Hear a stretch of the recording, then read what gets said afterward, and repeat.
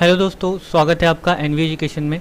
तो आज से हम स्टार्ट कर रहे हैं map practice, map of India. अब इसमें क्या होगा, हम लोग इसमें जितने भी प्रीवियस ईयर क्वेश्चन में मैप पॉइंटिंग जो भी आई होगी, हम वो सारी चीज़ें प्रैक्टिस करेंगे और साथ साथ कुछ इम्पॉर्टेंट मैप पॉइंटिंग को भी इसमें जानेंगे। तो ये पहला सेट है। इसके बाद मैं हर संडे, वेडनेसडे और फ्राइडे को एक वीडियो इस पर बनाऊंगा। तो आपको हर एक वीडियो में 10-10 मैप पॉइंटिंग मिल जाएगी। आप इसको देख करके प्रैक्टिस कर सकते हैं। मैं यहाँ पे मोस्ट इम्पॉर्टेंट जो मैप पॉइंटिंग आती है बस उन्हीं को लूँगा और कोई फालतू की चीज़ें नहीं बताऊँगा आपको। तो चलिए इस सेट को स्टार्ट करते हैं। ये हमारा पहला सेट है। तो मैप पॉइंटिंग का पहला सेट देखते हैं सबसे पहले इसमें क्या क्या है। तो सबसे पहला जो हमारा मैप पॉइंटिंग का पार्ट है वो है विंध्या पर्वत या विंध्याचल पर्वत भी इसको कहते हैं। तो विंध्याचल पर्वत जो है ये मध्य भारत का फैला हुआ एक पर्वत है, पहाड़ी है, जो कि भारत को दो हिस्सों में, उत्तरी भारत और दक्षिणी भारत में बांटती है। मेनली ये जो विंध्या पर्वत है ये मुख्य रूप से मध्य प्रदेश में पूरी तरह से फैली हुई है और साथ साथ इसका विस्तार महाराष्ट्र में भी है। तो देखिए मैं आपको एक मैप दिखा रहा हूँ। यहाँ पर देखिए ये जो है ये क्या है, विंध्या पर्वत है। ठीक है, ये वाला जो है ये विंध्याचल पर्वत है। विंध्याचल पर्वत और यहाँ पे नीचे एक और रेंज है सतपुरा पर्वत। इन दोनों को अलग करती है एक नदी जो कि है नर्मदा नदी। ठीक है, तो मैप पॉइंटिंग में हम लोग विंध्याचल पर्वत को कहाँ पे बनाएंगे, विंध्याचल पर्वत जो है वो हमारा यहाँ पर होगा। ठीक है, वो होगा इस जगह पे। ये क्या है, हमारा विंध्याचल पर्वत है। ठीक, यहाँ पे लिख देना है विंध्या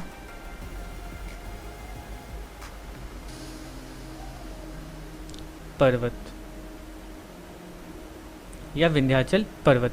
ठीक, विंध्याचल पर्वत के ठीक बगल में ही यहाँ पर नीचे यहाँ पर एक नदी बहती है जो कि है नर्मदा नदी। और नर्मदा नदी के ठीक नीचे यहाँ पर एक और पहाड़ी भी है, एक और पर्वत भी है जिसे हम कहते हैं सतपुरा रेंज। ठीक है, तो मैं आपको सिर्फ क्वेश्चंस ही नहीं बल्कि कुछ इंपॉर्टेंट पॉइंट्स भी बताते चला जा रहा हूँ ताकि आप और ज़्यादा समझ पाएँ, क्लियरली समझ पाएँ। तो ऊपर में विंध्याचल पर्वत और नीचे सतपुरा पर्वत और बीच में इन दोनों को अलग करती हुई एक नदी जिसका नाम है नर्मदा नदी। ठीक, तो चलिए अगला देखते हैं। अगला है हमारा लोकटक झील। लोकटक झील मणिपुर यानी कि जो हमारा पूर्वोत्तर भाग है वहाँ पर एक झील है।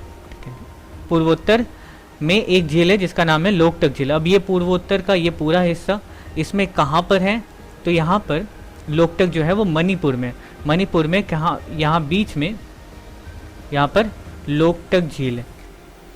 ठीक है, तो लोकटक झील तो ये कहाँ पर है, तो ये मणिपुर में है। इससे पहले मैंने जो आपको स्टेट्स के बारे में बताया था मैप में, अगर आपको वो याद हो तो आपको पता रहेगा कि यहाँ पर ऊपर में मैंने बताया था क्या, यहाँ पे मणिपुर है और ये वाला जो हिस्सा है ये मिज़ोरम है और ये त्रिपुरा है। ठीक है, तो और इस तरफ बीच में असम, यहाँ पे अरुणाचल प्रदेश, यहाँ पे नागालैंड, इस तरह से मैंने बताया था। तो यहाँ पर मणिपुर में क्या है, लोकटक झील है। ओके, अब आते हैं बारी आती है महानदी की। तो महानदी कहाँ पे है, तो महानदी जो है वो छत्तीसगढ़ से बहते हुए, छत्तीसगढ़ में ये इसका उद्गम स्थान है, छत्तीसगढ़ से बहते हुए ये उड़ीसा में जाती है और बंगाल की खाड़ी में ये गिर जाती है। तो चलिए देखते हैं नदी के बारे में। नदी को लेकर के मैंने यहाँ पे एक मैप ढूंढ के निकाला है। तो यहाँ पर आप देख सकते हैं ये रही हमारी महानदी। ठीक है, महानदी कहाँ से निकलती है, महानदी छत्तीसगढ़ से निकल के उड़ीसा से होते हुए ये बे ऑफ बंगाल में गिर जाती है। तो हम इसको बनाते हैं अपने मैप में। तो हमारे मैप में ये कैसा बनेगा, ये यहाँ पे लगभग छत्तीसगढ़ का इलाका है, तो यहाँ से लेकर के इस तरह से करके ये उड़ीसा और यहाँ पे चला गया हमारा महानदी। ठीक है, तो ये हमारी क्या है, महानदी है। ओके, एक वृष्टि छाया प्रदेश। अब वृष्टि छाया क्षेत्र या वृष्टि छाया प्रदेश क्या होता है ये मैं बता दूं सबसे पहले क्लियर की। देखिए, जैसे यहाँ पर एक पहाड़ दिख रहा है आपको, पहाड़ के मान लिया इस तरफ जो है यहाँ पर ओशन है। ठीक है, यहाँ पे सी है। तो समुद्र में सूरज की गर्मी से, सूर्य की जब गर्मी ज़्यादा होती है तो पानी गर्म होकर के ये पूरा भाप में बदल करके ऊपर की तरफ बढ़ना शुरू हो जाता है। अब जब ये ऊपर की तरफ बढ़ता है तो ऊपर बढ़ने के बाद ये बादल के रूप में पूरी तरह से बन करके तैयार हो जाते हैं। तो जब ये बादल ऊपर की तरफ बढ़ते हुए चला जाता है, बादल जब ज़मीन की तरफ बढ़ना शुरू होता है, ज़मीन की तरफ बढ़ना शुरू होता है और उसके रास्ते में यदि कोई पहाड़ी आ जाए तो यहाँ से बादल जो है टकरा करके क्या करेगी, ये और ऊपर की तरफ जाएगी। बादल टकरा के और ऊपर की तरफ जाएगी और जितनी ज़्यादा ये ऊपर जाएगी उतनी ज़्यादा ठंडी हो जाएगी। ज़्यादा ठंडी होने की वजह से बादल क्या करते हैं, जिस तरफ पहाड़ के जिस तरफ पूरा बादल भरा हुआ है, अपना जो पानी है वो इधर ही गिरा देते हैं। ठीक है, जितना भी पानी उनमें रहता है, बादलों में रहता है, वो लगभग सारा का सारा पानी इसी तरफ गिरा देते हैं और खाली हो जाते हैं। पूरा खाली हो जाने के बाद ये फिर हल्के हो जाते हैं, हल्के होकर के फिर ये ऊपर की तरफ बढ़ना शुरू होते हैं। तो ऊपर की तरफ बढ़ करके अब इसने क्या किया, पहाड़ को पार कर लिया और अब ये यहाँ पर पहुँच गया। अब यहाँ पे पहुँचने के बाद इसके पास पानी बिल्कुल नहीं रहा। ठीक है, पानी बिल्कुल नहीं रहा। इसका मतलब यहाँ पे देख रहे हैं क्या है, इधर बादल पूरा भर जाता है। बादल तो भर जाते हैं लेकिन इसके अंदर कुछ पानी नहीं रहता, जिसकी वजह से बादल होने के बावजूद भी जो हमारा ये वाला इलाका है, ये ज़मीनी इलाका जो है, यहाँ पे लैंड है, तो जो ज़मीन है वहाँ पे पानी नहीं मिलता। अब यहाँ पे पानी नहीं आया लेकिन बादल से भरे हुए पूरा आसमान घना एकदम पूरा काले बादल से भरा हुआ है, लेकिन पानी ना होने की वजह से यहाँ पे पूरा सूखा पड़ जाता है।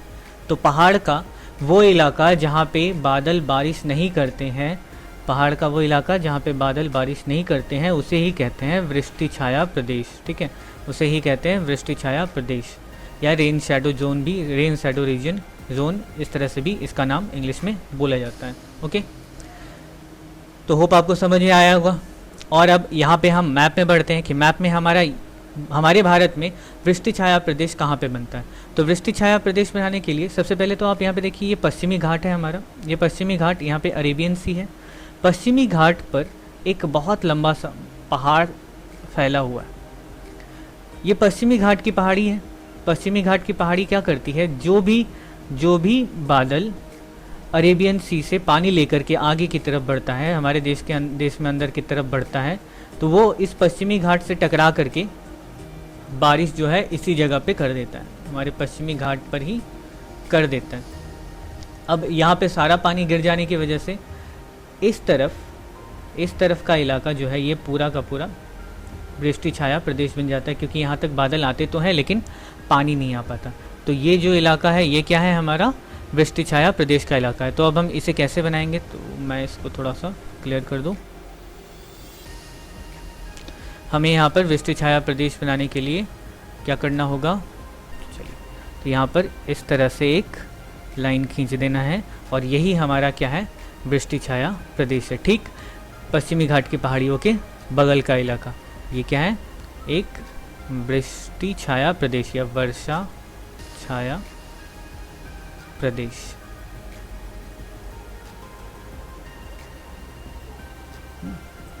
या rain shadow zone, rain shadow reason. Okay, अब नेक्स्ट बढ़ते हैं, हमारे एक और है मैनग्रोव वन क्षेत्र।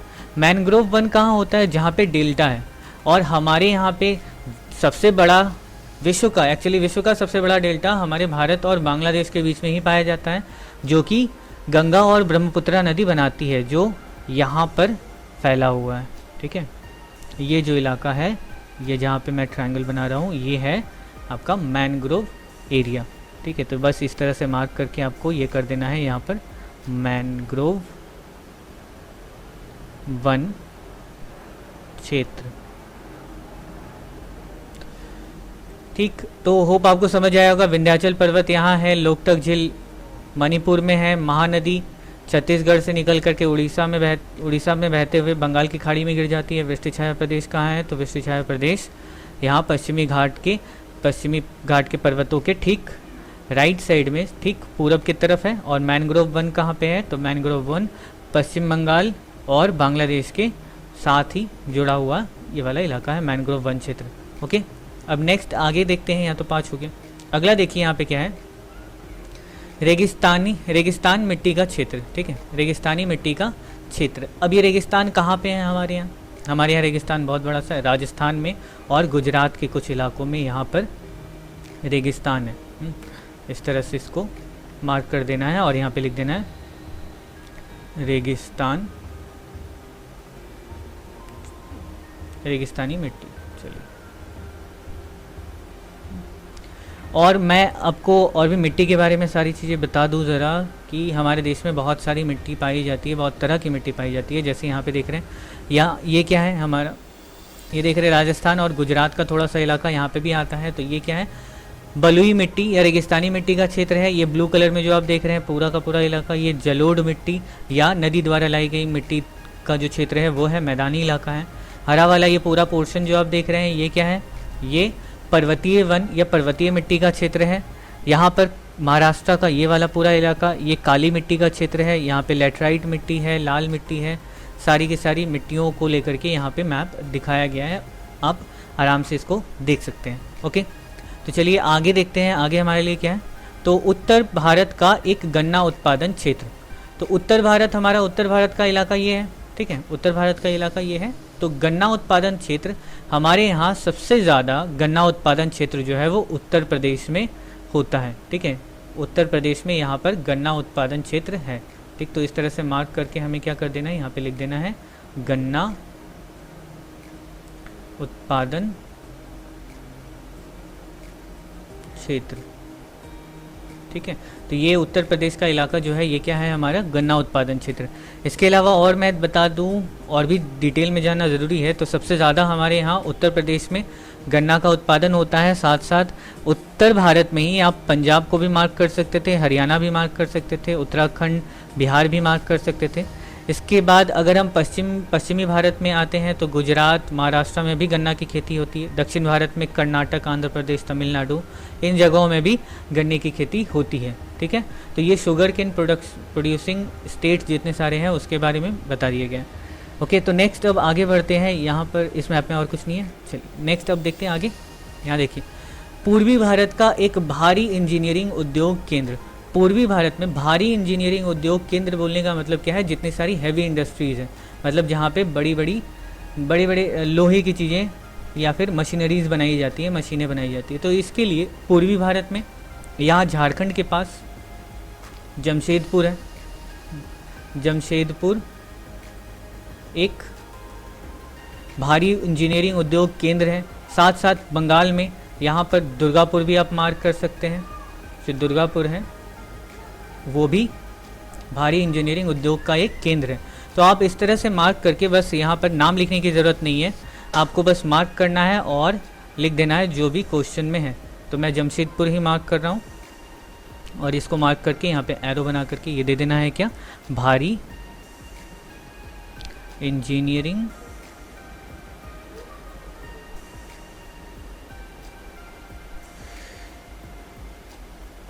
उद्योग, ठीक है, जमशेदपुर। आप चाहें तो यहाँ पे ब्रैकेट में देकर के जमशेदपुर भी लिख देंगे तो और ज़्यादा आपको बेनिफिट मिल जाएगा। ओके, अब विशाखापट्टनम बंदरगाह। विशाखापट्टनम बंदरगाह जो है ये कहाँ पे है, तो सबसे पहले तो आपको जानना है कि विशाखापट्टनम आखिर है कहाँ, तो वो है आंध्र प्रदेश में, ठीक है। तो आंध्र प्रदेश में यहाँ कहीं विशाखापट्टनम बंदरगाह होगा, ठीक है। विशाखापट्टनम बंदरगाह, यहाँ पे एक जहाज़ बनाना है, लो, ओके, जहाज़ बना नहीं बना, चलो ठीक है, कोई बात नहीं। तो यहाँ पर है विशाखापट्टनम बंदरगाह, ठीक है। तो विशाखापट्टनम बंदरगाह, बंदरगाह का मतलब होता है पोर्ट, ठीक है, पोर्ट जहाँ पे जहाज आते हैं, पानी के बड़े बड़े जहाज जहाँ पे आते हैं वहाँ पर। तो चलिए, पोर्ट की जब बात हुई तो और भी जो भी इम्पोर्टेंट पोर्ट्स है हमारे देश में वो भी आप जान लीजिए। जैसे पश्चिम बंगाल में हल्दिया पोर्ट और कोलकाता पोर्ट, दो पोर्ट हैं यहीं पे साथ साथ लगा हुआ, कोलकाता पोर्ट और हल्दिया पोर्ट। उड़ीसा में पैरादीप, यहाँ पे आंध्र प्रदेश में देख रहे हैं, यहाँ विशाखापट्टनम है। उसके बाद मसूलीपट्टनम है, यहाँ पे नीचे चेन्नई पोर्ट है। जो इम्पोर्टेंट है मैं आपको वो बता रहा हूँ। यहाँ पे ट्रावनकोर है, तमिलनाडु में ट्रावनकोर है। कोची केरल में है। मैंगलोर कर्नाटक में एक पोर्ट है। मुर्मुगांव और पणजी ये दोनों ही गोवा के पोर्ट हैं, ठीक है। रत्नागिरी, मुंबई पोर्ट, मुंबई बहुत इंपॉर्टेंट पोर्ट है, जो आप जानते हैं कि मुंबई एक बहुत फिल्म सिटी है। एक्चुअली मुंबई तो फिल्म सिटी है ही, साथ साथ एक बहुत बड़ा पोर्ट भी है, ठीक है। ये महाराष्ट्र में है, गुजरात में भी पोर्ट है कुछ। अच्छा, गुजरात के बारे में अगर मैं बताऊं तो गुजरात में एक बहुत ही पुराना यानी कि जो सिंधु घाटी सभ्यता है उस समय एक पोर्ट यहाँ पे गुजरात में हुआ करता था जिसको हम कहते हैं लोथल। ठीक है, लोथल बंदरगाह। अगर आपके हिस्ट्री में मैप आता है लोथल बंदरगाह बोल करके, तो आप गुजरात में यहाँ सूरत के आसपास जो इलाका है अगर आप यहाँ पे मार्क करते हैं तो उसको भी वही है लोथल का पोर्ट। ठीक है, यहाँ पे कांडला पोर्ट भी है गुजरात में। तो इतने सारे पोर्ट हैं जो हमारे लिए ज़रूरी हैं, हमारे मैप के लिए ज़रूरी है। तो यहाँ पर विशाखापट्टनम पोर्ट हो गया। इसके बाद हम बात करते हैं पश्चिमी तट की एक मेगा सिटी की।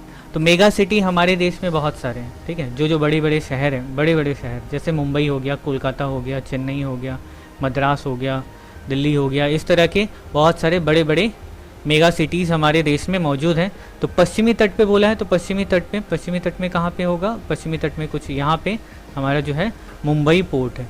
यहाँ पर क्या है? मुंबई पोर्ट, सॉरी पोर्ट बोल रहा हूँ, Mumbai mega city, Mumbai mega city यहाँ पर है। ओके, तो बस हमने आज क्या क्या प्रैक्टिस किया? हमने आज 10 मैप पॉइंटिंग प्रैक्टिस की, साथ साथ मैंने आपको बहुत सारी चीज़ें एक्स्ट्रा भी बताई।